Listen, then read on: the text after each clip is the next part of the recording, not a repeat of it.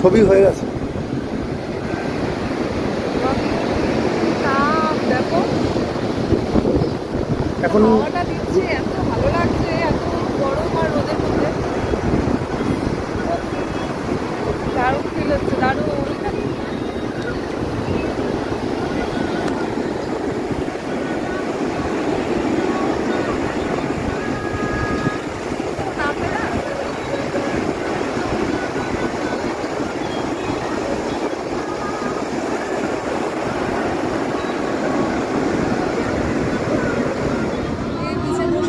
তাজপুরে সবাই মিলে time spend করছি, ভীষণ ভালো লাগছে। চারদিকে প্রচণ্ড হাওয়া আর তো জল চারদিকে, ভীষণ ভালো লাগছে।